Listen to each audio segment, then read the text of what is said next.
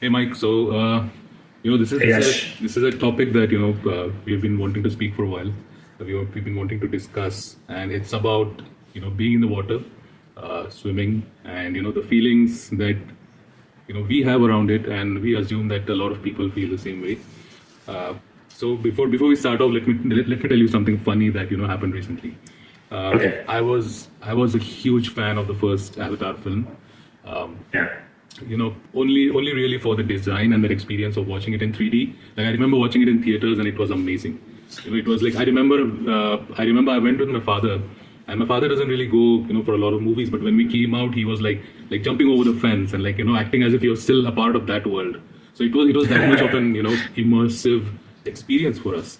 So when this second one came out, I didn't really care about the story or any of that, right? I just wanted to be like immersed in a world again. And then I saw that it's about all underwater stuff. Um, and that for me was like, shit, I can't go for this movie.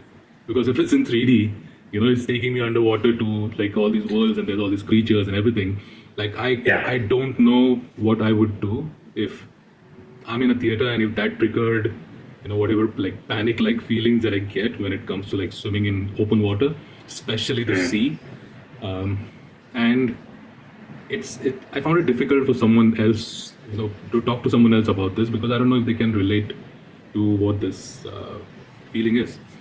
So I didn't watch it in the theaters. I could not, and I actually enjoy going for movies on my own. Like that's one of my things. Like people usually want like their friends to go with them, but in my case, like I like to go alone. And I tried really making up my mind a couple of times, but I just could not. And then recently I saw it online. Like it came out and I saw it online and it was nothing. I felt nothing. Like as in there was no panic, there was no anxiety. And I'm not saying that it's the same as watching it in the theaters in that kind of immersed experience, but it still left me with a doubt that would I be okay? Like, and why is it, and above all, what's this fear and this anxiety that I have that won't even let me go watch a movie that's like where none of it is real. Yeah. So I would really love for us to talk about this, and I mean, like my first question is this real? Like this anxiety that I feel, and have you felt it? Like, and like, what's your history with it?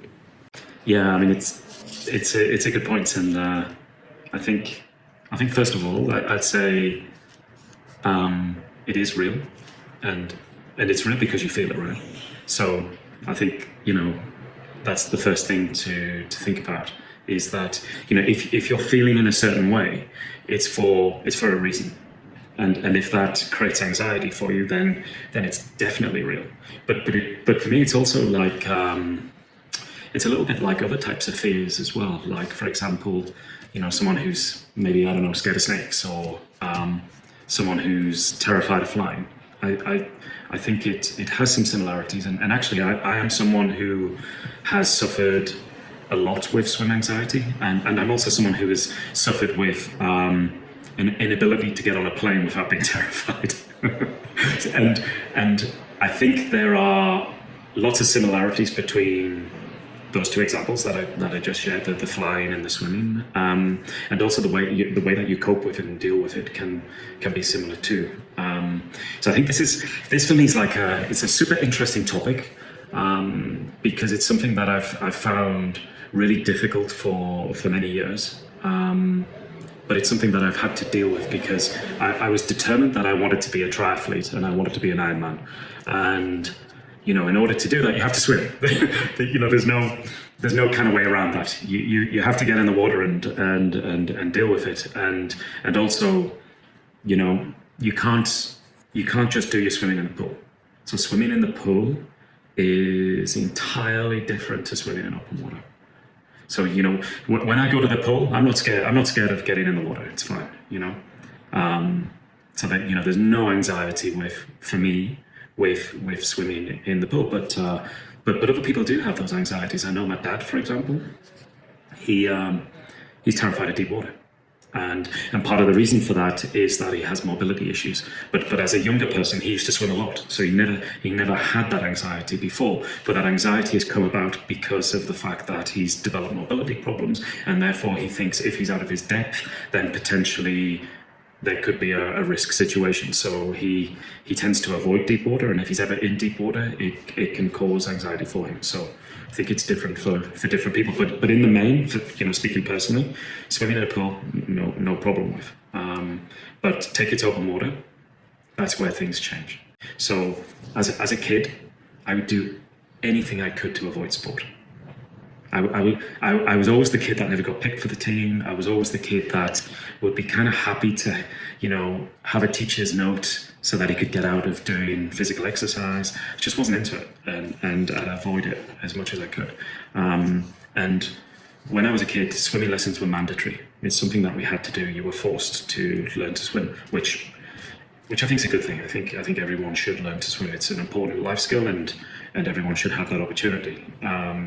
And I did, but I didn't embrace it because I wasn't into it. But as I was growing up, a few things happened to me actually. The first was, I must have been, I don't know, maybe between the years of 9 and 11, right? And my dad used to take us to this a swimming pool near where we lived, and it was one of these swimming pools that had like a wave machine. And I quite like that. It was fun to kind of play with waves and stuff like that. And I can remember on this particular occasion, so we're talking like 40 years ago, and I can still remember it clearly as if it was today, that I was stood alongside the pool, and my dad was in the water, and he was in the deep end. And I was shouting for my dad. I was like, Dad, I'm going to come in. I'm going to come and join you. Catch me. I couldn't swim, right? So I knew that by jumping in the water, I was going to be out of my depth. And I thought, it's fine. Dad's there. Dad would normally kind of take me with him in the deep water and stuff like that, and keep an eye on me. The mistake that I made was that I thought he was aware that I was there, but in fact he wasn't. And at the time that I jumped from the side wall into the water, I had no idea that I was potentially putting myself in a life-threatening situation. So what happened was, obviously, Dad didn't hear me, he didn't see me, and I sunk to the bottom of the pool like a stone. And I can remember the feeling of drowning. I was struggling. I was swallowing water.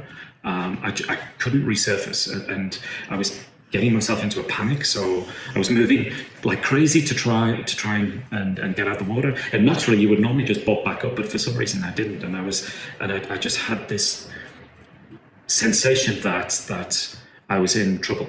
And I don't know how or why it happened, but clearly 2 teenage girls had seen that I was in danger, and they rescued me. All I can remember is the fact that these 2 girls pulled me out of the water, and after a lot of coughing and spluttering, I was fine.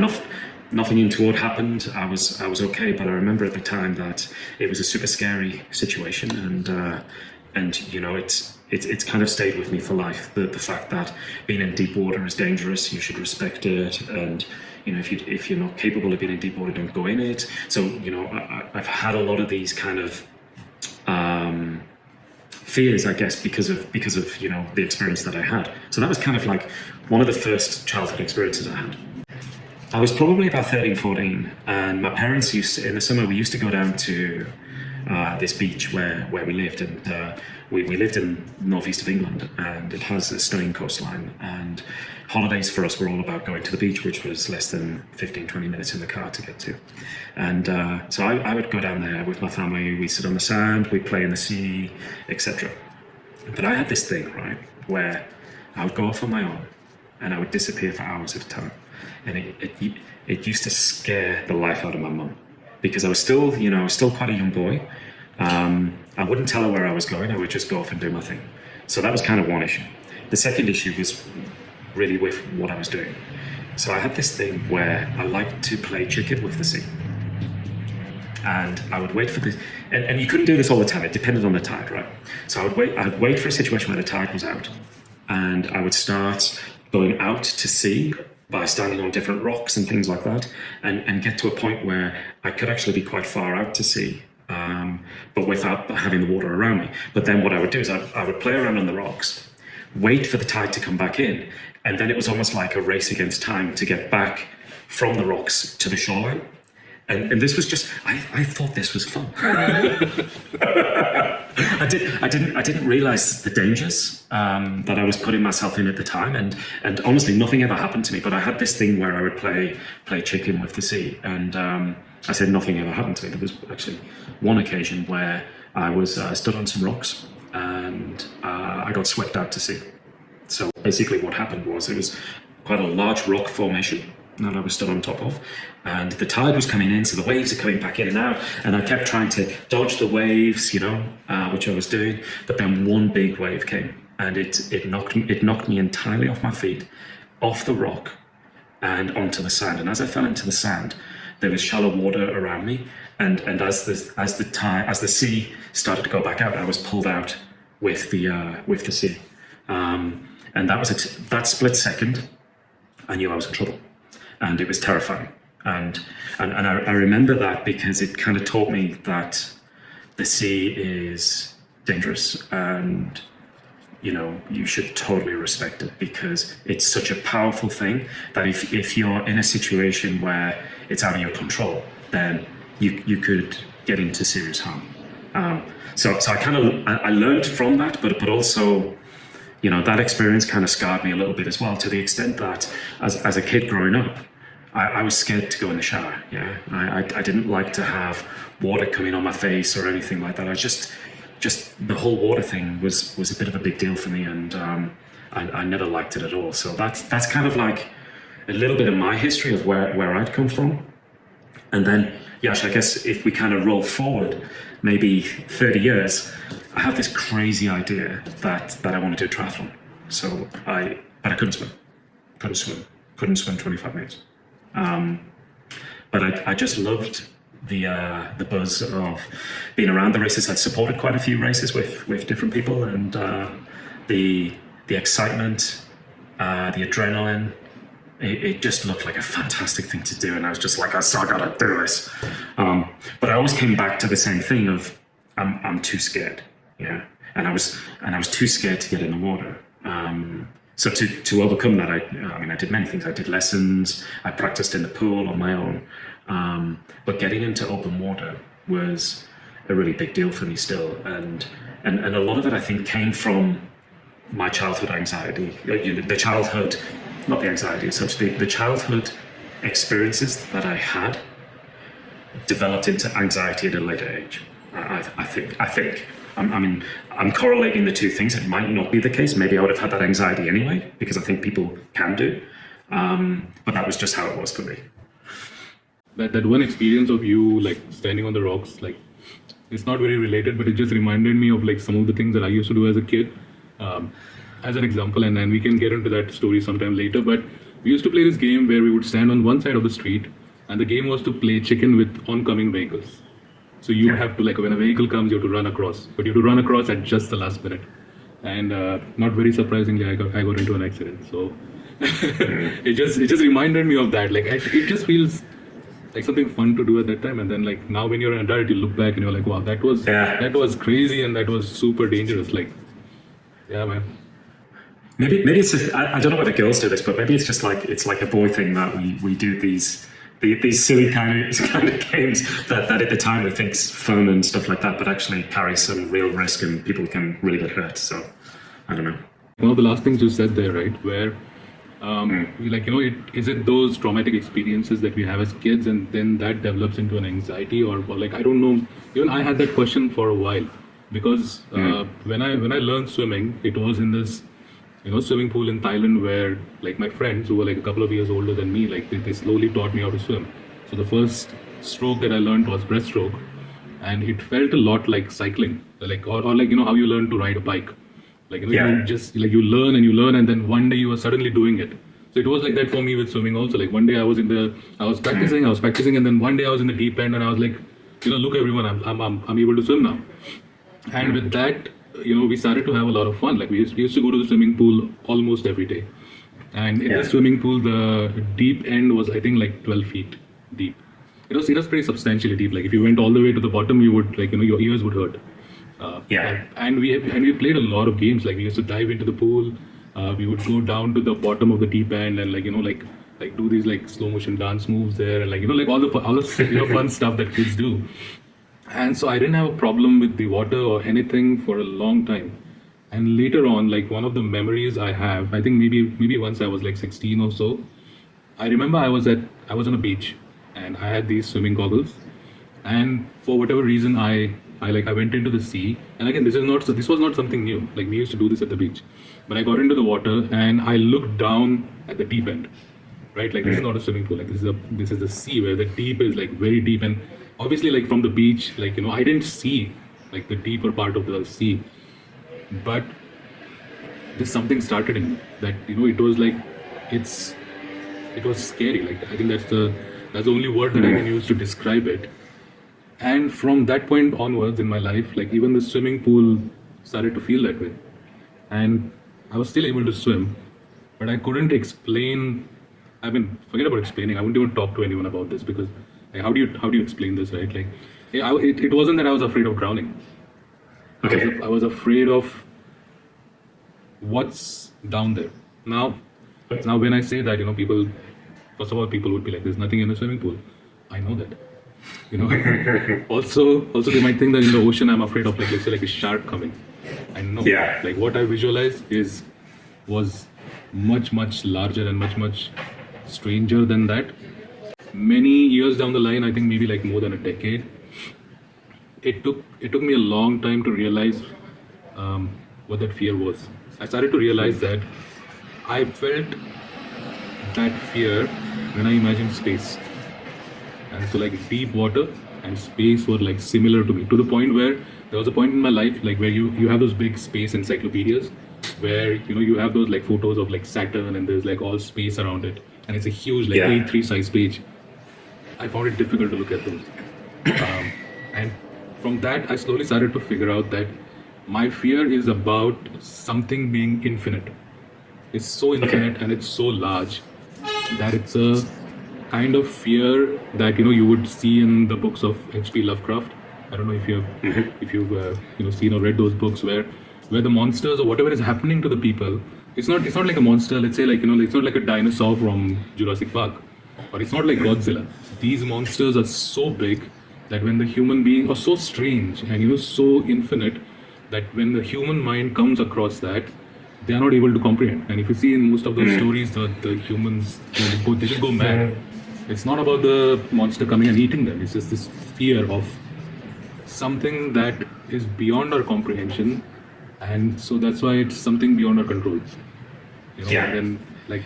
No, I think it makes a lot of sense. I think what you're saying makes a lot of sense. And I think if we talk about it from like an anxiety perspective, I think part of it is driven from the experiences we have as children, as we become adults. I think two other aspects are perhaps as we get older,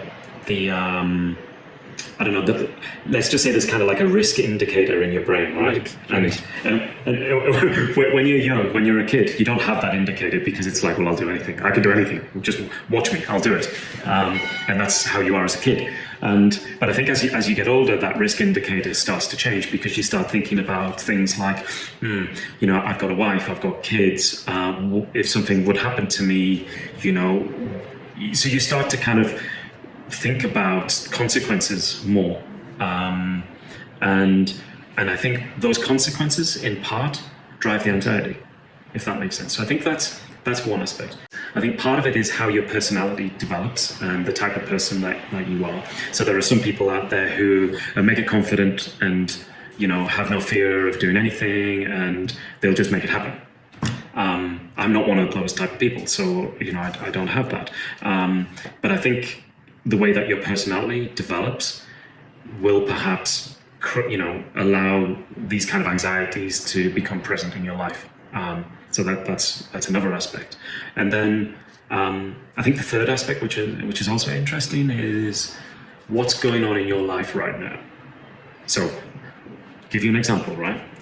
We do an open water swim in the same lake every week, same location. Nothing changes.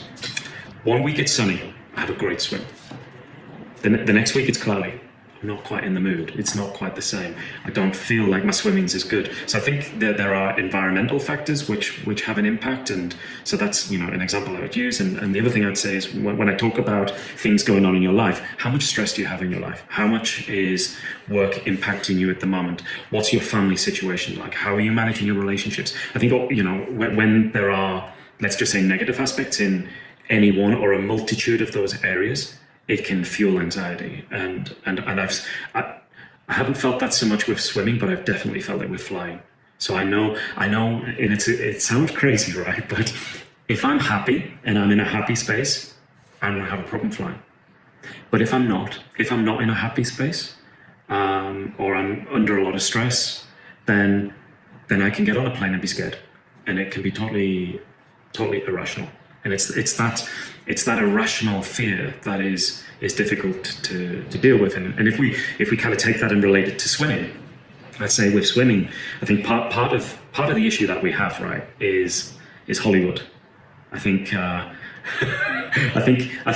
movies have a great responsibility for driving fear. And I can remember when I was a kid, I watched the Jaws movie, with the shark and what have you. And I can remember for weeks I was scared to go to the toilet because, I was I was worried some damn shark was going to come up out of the toilet and get me and stuff. But equally, I think movies do play a part in driving anxiety, and I'll share with you some of my anxieties about open water swimming, and actually I think these are common also for a lot of people in general. So let's just talk about the sea. Okay, so there's a difference between swimming in the sea as opposed to swimming in, say, a freshwater lake. Okay, so one's got salt, one hasn't got salt typically, so that's one difference.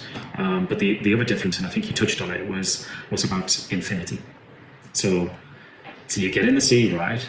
And one of your anxieties might be, how am I going to get back out? There are tides, there are currents, which can be dangerous if you don't know where you're swimming. And equally, there is the fear that I could be swept out to sea. So I think a lot of people suffer with that. So that's kind of one aspect. I think another aspect is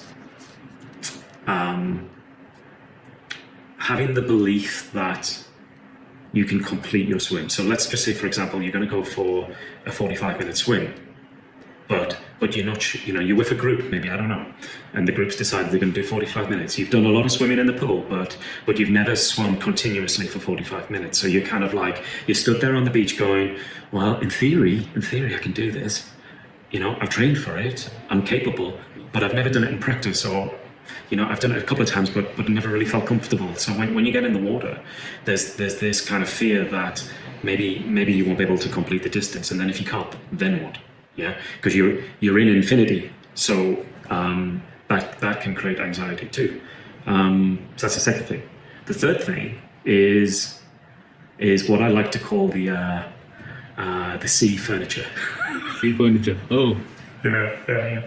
So all the stuff that when you're swimming can touch you. yeah. I hate that. I hate it. And it might just be you're swimming along and you do your stroke, and your hand touches something. You're like, what is it? And for me, sometimes it's been a jellyfish, which has not been pleasant. But for the most part, it's been just seagrass or seaweed, stuff that's just come apart in the ocean that's floated up to the top. But when your hand touches it, it's like you get this sense of panic, right? Which can be hard to control. Especially when everything in the sea is like slimy and goopy. And I know what you mean. Yeah.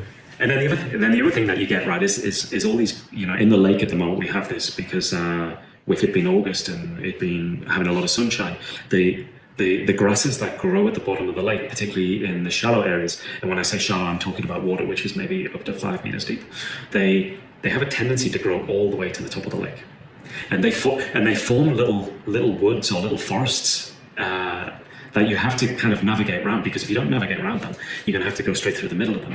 And I can tell you, even now, despite having all my experience of open water swimming, as soon as I hit these grasses, it increases my heart rate.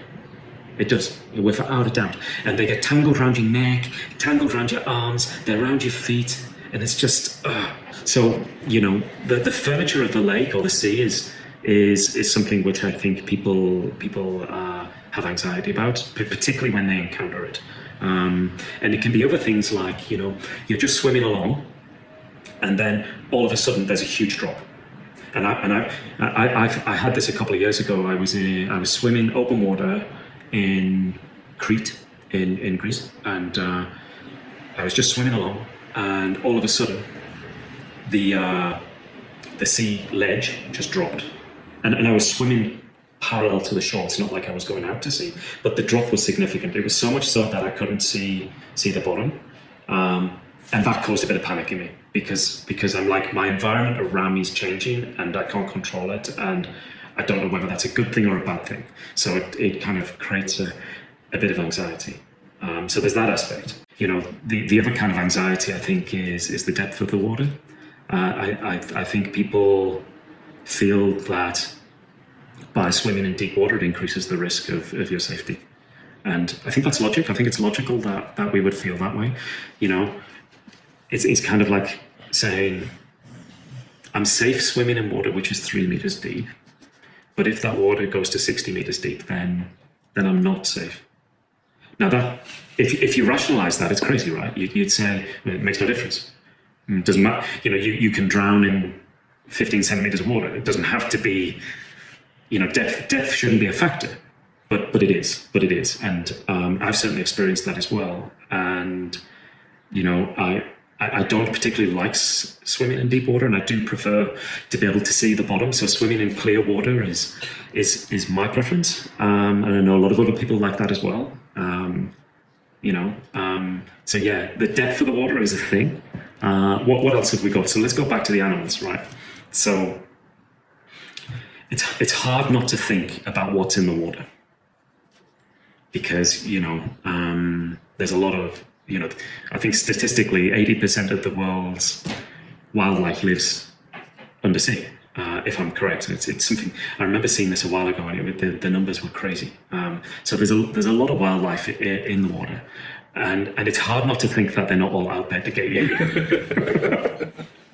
I think that's the first thing. It's like the fear is, I'm in the water, stuff is going to come and bite me, it's going to touch me, it's going to swim around me, and I'm not going to like that. The truth of the matter is that they're probably more scared of you than you are of them, and they, the fish and what have you, they tend to swim off. So they're not really an issue. But if you think about it, it can really create some anxiety, And so that's another aspect which I think is interesting. And if I kind of go back to the kind of movie point, I forgot something actually. So this is a real fear that I have. You've seen Lord of the Rings, right? Yeah. Yeah. So imagine the scene: Frodo and Sam are walking through the marshes. I think it's in the second one. I forget which episode of Lord of the Rings it's in. But the scene is that they're walking through these marshes, and it's really eerie and it's wet, and Gollum's following them and all that kind of stuff. And then I think Frodo gets transfixed with the water, and he ends up falling into the water. And as he falls into the water, the dead kings of the past their ghosts start coming up out of the water. They start grabbing his legs and pulling him down. That is my number one fear. Yeah. It's almost like, even with what you're saying, right? You're going from something concrete, like the furniture, the animals, the depth, now onto something that's like really, it's just abstract, right? I think because like you said, it's all in our minds. It's not really about the fish who don't really care about you. Like maybe they're on their way to office or to go somewhere. They don't care about you. Maybe they're off to go find Nemo. I don't know. Yeah. The other thing which causes anxiety as well is the conditions. We haven't talked about that. So if the water's nice and flat, everybody's happy. But if a bit of chop and a bit of bob are introduced, particularly in the sea, then that can create anxiety because the fear, I think, is, how am I going to swim in this? Look at those waves. I'm gonna drown. I'm gonna end up taking on water. So I think, for a lot of people, that's it's not just an anxiety, it's actually a real risk as well. And people, they do succumb to the conditions. So, that's something that a lot of people think about when they get in the water as well. They want to make sure that the conditions are right for them. And you can swim in choppy water, but obviously, it carries a degree of risk with it. And as risk increases, I think anxiety does as well. And I think, in my experience. I think let's just say there is I'm pointing out the fact that there is an abstraction to this, but at the same time, let's say that it's also, I think it's a very human thing, right? Like you're not supposed to, in a way, like if it looks dangerous, then don't go there. And your mind shouting that at you, even though you can rationalize it, you can you know better intellectually, but that's a defense mechanism that has served us for a while. So you as an athlete, you taking part in these triathlons where you're swimming for like kilometers, like 2, 3, 4 kilometers in open water in the sea. How do you do it then? Like if you are as, because see, this is what happens again, right? Like where people, when they hear about like Mike does triathlons or anyone who does triathlons, like they tend to look at you as like a super athlete, like it's almost a superhuman thing to do. And then to know that you have these fears that like a lot of people do feel them. Like how do you do it when you're in a race or otherwise, like when you're practicing? Yeah. So let's talk about the practicing part first. So if I'm out in open water when I'm training, and I guess this can, a lot of what I'm going to say now can kind of help people with dealing with these anxiety issues, because even with all my experience and I can swim continuously for up to 10 kilometers, that's kind of where I'm at currently, and my goal is to do a lot more open water swimming competitions and hopefully do 15, 20, 25k in the water. So that's what I'd like to be able to do. That's my kind of objective for next year. So being in the open water is obviously super important to me, and despite my anxieties, I really enjoy it, and I really enjoy it because it makes my body feel good. So it's very good for the muscles and the toning of the body overall, particularly once you start getting over certain distances and you start swimming more regularly and consistently. It can change your body shape for the better, and you just feel good doing it. And the other aspect is that when I'm swimming, it's like there's nothing else there, right? It's super calming. So for me, it's kind of like a place where I can find peace. There are no distractions. I can't look at my phone. I'm not replying to emails, or there are no distractions, and you're just there doing your thing in the water, and you can really switch off. You hear about people who run, and they'll say, I go out for a run because it helps me switch off and helps me de-stress. Swimming does the same thing. So I run, obviously, because I'm a triathlete, but I get the same kind of feeling from swimming as well, and I really, really like that. Going back to the anxiety stuff, how do I deal with it? I think the first thing is have a plan. So you need to know where you're going from, where you're going to, and I'm not going to say how you plan to get there. You're always going to swim there, but you need to have an understanding of how long it's going to take you to do as well. And you need to give that information to other people so that people know what you're intending. Okay, so that's kind of the first thing. The second thing, particularly if you're swimming in the sea, where currents, tides, riptides, rocks, certain types of animals can be present, you need to know the water. So this example, when I was in Crete, before I got in the water, I didn't know the water at all. I went and spoke to the lifeguard on the beach, and I just said to him, what's the situation with the water? What are the tides like? Are there any currents? Is there anything I need to be aware of being out in the water? So always kind of go and talk to someone who has the expertise. And if you can't find that, you'll find it on the internet, I'm sure. So for me, that kind of pre-planning before you get into the water is super important. Then when you get into the water, for me, there's kind of like an acclimatization thing. It's like, just the first thing is getting used to the temperature, because the temperature will be lower. So there's always going to be a little bit of a shock feeling.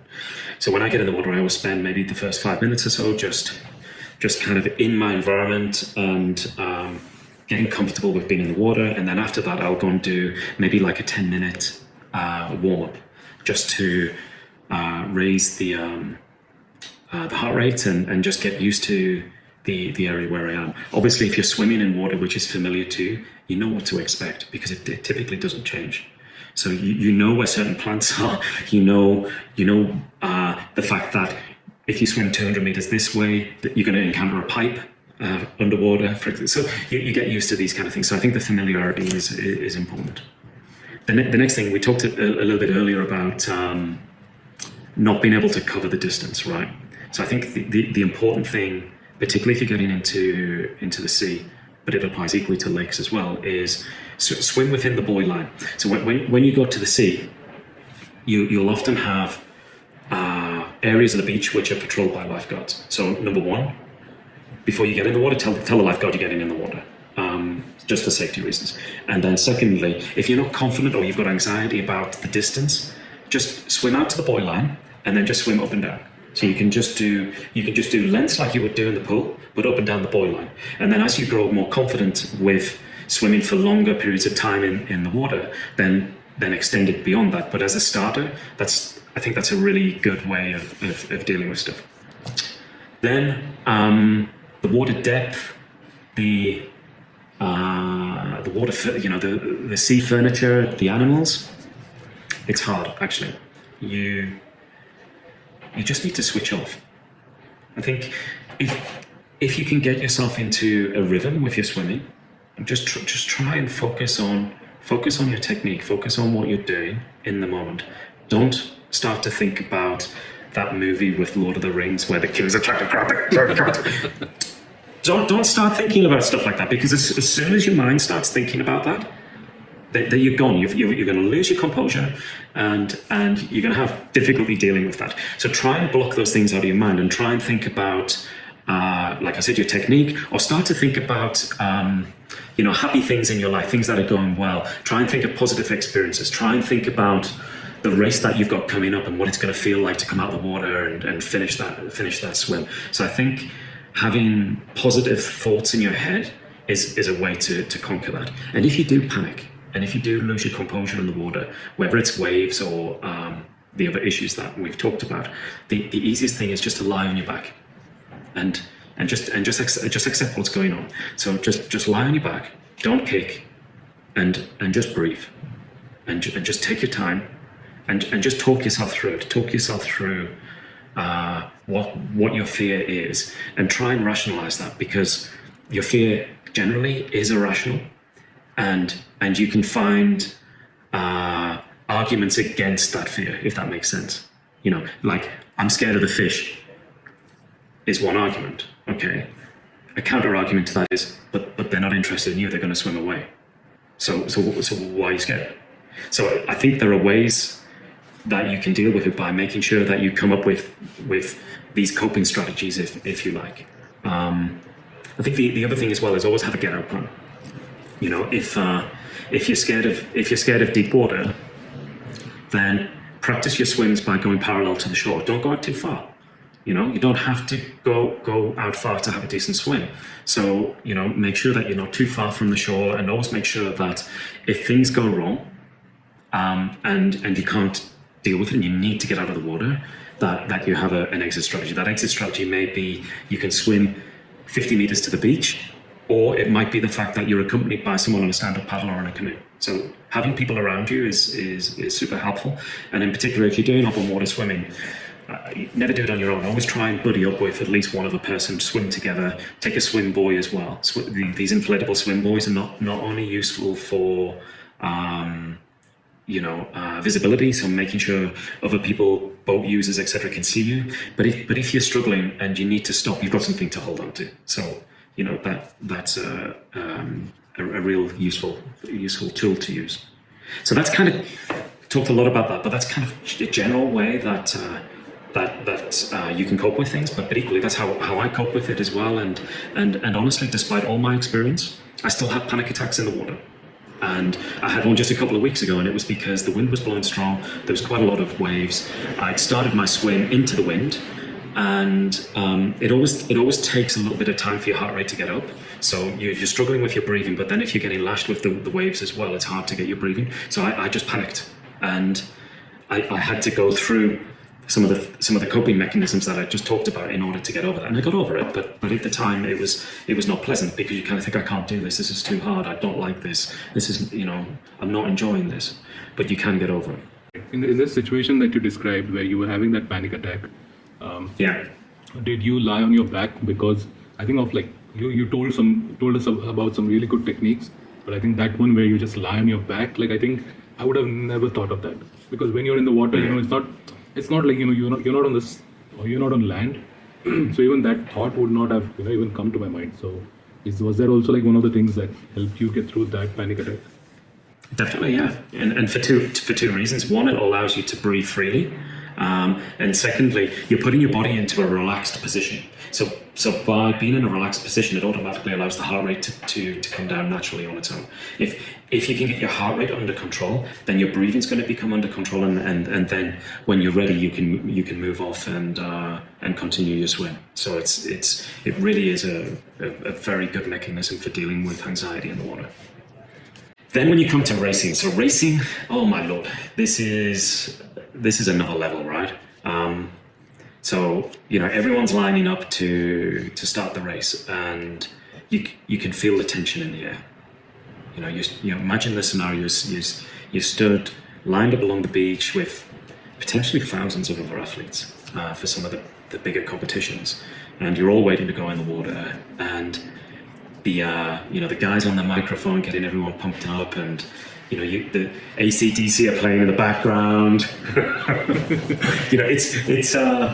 It's an intense moment actually, and it's perhaps the most intense moment of triathlon racing, I would say. You're waiting with anticipation for the horn to go and for you to get in the water, and that in itself creates fear and anxiety. And I don't think, no matter how much experience you've got, you always have a sense of that.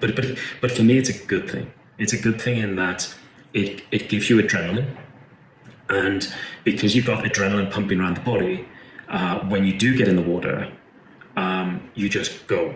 Okay, and I think the thing about so there's lots of aspects about triathlon swimming, which we can talk about. But a few that I talk about briefly are, the first thing is when you're in the water with everybody else, there's a sense that you're in a bit of a washing machine. You're getting, everything's getting spun around, you're getting punched, you're getting kicked, people are swimming over you. It can be super stressful. Your heart rate is at max, you can't breathe. And I remember my first triathlons thinking, this is absolutely crazy. Why does anybody do this? How do you cope with this? But you do. You with practice you get better at it. And as a triathlete starting, I would always recommend to people, start at the back, especially if you're not a strong swimmer. If you swim at a pace of, I don't know, 1:45 to 2 minutes per 100 meter, then you don't want to be at the front, because the guys at the front are going to be swimming maybe 1:15, 1:30 per 100 meter. So they're going to trample you down. So a good strategy is either to start at the back or start at the side, so that you can just keep out the way. And then as you get into things, you can build your pace. The other thing with triathlon swimming, with racing, is remembering to breathe. So the gun goes off, you get in the water, all you're thinking is, I gotta swim. And there's like a panic to get going, and everyone wants to go as quickly as they can. But you have to remember that you need to breathe, and actually your focus should be about your breathing more than anything else. So really focus on getting the air out of your lungs and back into your lungs as quickly and as often as you need. I know, and even now I sometimes do it, and I have to remind myself that at the start of a race I have to breathe. And I'm like, why is my heart rate at 190? And why are my lungs burning? They're on fire. I'm like, oh yeah, I've not taken a breath yet. So I think it's important to breathe. And actually, some of the faster athletes, they may not breathe for the first 1 or 2 minutes in the swim, because they want to get ahead. They won't want to break their stroke by taking their head out of the water. So breathing's quite a thing. The next thing with swimming and triathlon is you can start to panic because of the intensity that your body's feeling. And what you'll then do is you'll stop and you'll go on your back, or in some cases you might even be rescued because you can't continue. And I've seen it on a few occasions where people have started an Ironman swim. So an Ironman swim's 3.8 kilometers, and they're done within the first 200 meters. And that's it. Their race is over. because they have lost their composure and they can't deal with being in the water. And a lot of the reason for that is because, and it's regardless of the type of exercise we do, but whenever we do exercise, we increase the heart rate. If you increase the heart rate, then your demand for oxygen is going to be high, because the body needs to pump more blood around the body to get to the muscles and help activate the muscles. It's the same with swimming. So the best thing to do in this situation is first of all believe that your body will calm itself, and it will. You just need 5 or 10 minutes to get to a point where your heart rate has peaked and is starting to come back down, and your heart rate's running more at a tempo kind of pace. And that can be hard to do to begin with, but it's really important to believe that things will settle, and try not to stop. The temptation when you feel that way is to stop. And the problem with doing that is that it allows the heart rate to come down too quick. And then when you start again, you're back to square one. So the best scenario is either deal with it, trust the process, trust the fact that it is going to get better, because it always does. And if you're finding that it's too much, then rather than stopping, just reduce your pace. So purposely slow down. Try and take your time a little bit more. Try and take more breaths. Breathe every 2. Do whatever it is to keep you moving forward without having to stop. I think there's just one last thing that I want to say. All the techniques and things that you spoke about right now, it made me realize one thing. When you have a fear, it's always larger than life. It's huge in your mind. And so you're not able to think about it in a very common sense kind of a way. Some of the stuff you said right now is, if you were just of a rational mind about something, you would be able to figure it out. One of the really cool things you said is swim parallel to the coast, to the beach. You don't need to go perpendicular out into the sea, right? But I mean, these are really good techniques and really useful stuff. But I just felt that this is the nature of fear, that it doesn't let you even think about this. Forget about some of the deeper techniques that you spoke about. Someone wouldn't even think of that. And I think just being mindful of these tools itself, I think helps cut down on most of the fear. Yeah, and you really can overcome them, and I think anyone can. I've like I said at the start, I've suffered a lot with anxiety because of the water, but I've never allowed that fear to conquer me.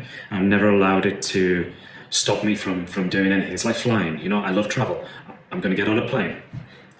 It's just it's the strategies you put in place to deal with it that are important, but you can put those strategies in place. Anyone can do that. And I'd gone from not being able to swim 25 meters to being able to swim Ironman distance.